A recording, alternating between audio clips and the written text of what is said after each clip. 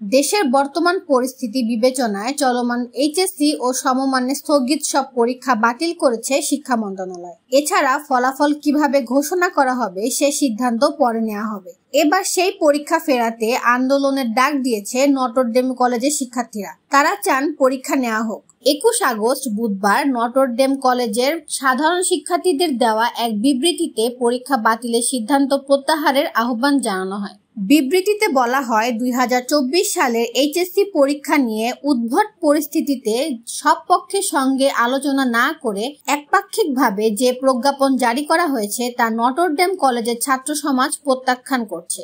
বৈষম্য বিরোধী ছাত্র আন্দোলন সংগঠিত হয়েছিল মেধার বিজয় সুনিশ্চিত করার জন্য। পরীক্ষা না দিয়ে পরিশ্রমী শিক্ষার্থীদের মেধার যে অবমূল্যায়ন করার সিদ্ধান্ত নেওয়া হয়েছে তা অযৌক্তিক। সমস্যার সমাধানে 3 দফা দাবি তুলে ধরেন শিক্ষার্থীরা।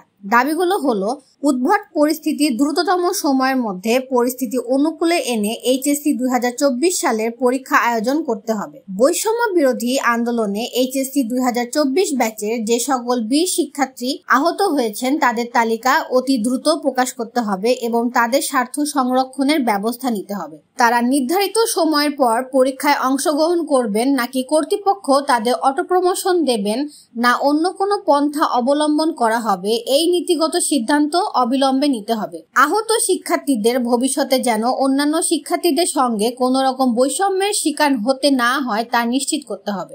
বিবৃতিতে আরো বলা হয়, পরীক্ষা বাতিলের সিদ্ধান্তের প্রতিবাদে এবং 3 দফার সমর্থনে 2024 ব্যাচের পক্ষ থেকে অবস্থান কর্মসূচি পালন করা হবে।